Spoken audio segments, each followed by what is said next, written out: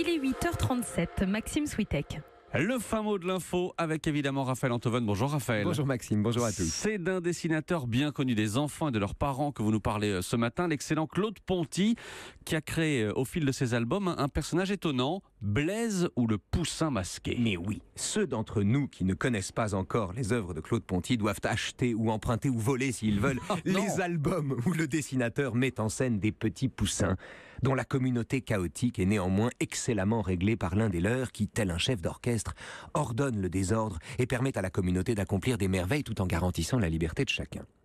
Or, le président Poussin n'est reconnaissable qu'au masque grimaçant dont il a couvert son visage et qui ne tient, comme le pouvoir, qu'à un fil. Alors tout ça est très charmant, ça va enchanter les enfants, mais pourquoi consacrer une chronique entière à ce personnage de fiction ? Parce qu'à mon avis, Maxime, le Poussin masqué, c'est la quintessence du gouvernement. Ah non bon. Mais oui, à l'image du Poussin, dont le masque indique la détention provisoire du pouvoir, un ministre, un député, un président ne sont rien d'autre que de simples citoyens, des poussins comme les autres, que l'onction du suffrage universel a provisoirement revêtu d'un visage de circonstance.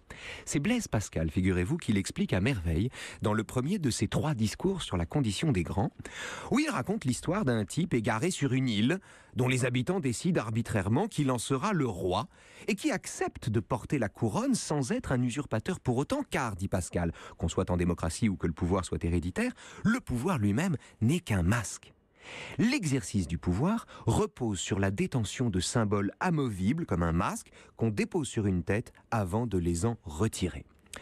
Tout le titre, dit Pascal au jeune duc de Luynes, dont il est le précepteur, tout le titre par lequel vous possédez votre bien n'est pas un titre de nature, mais d'un établissement humain.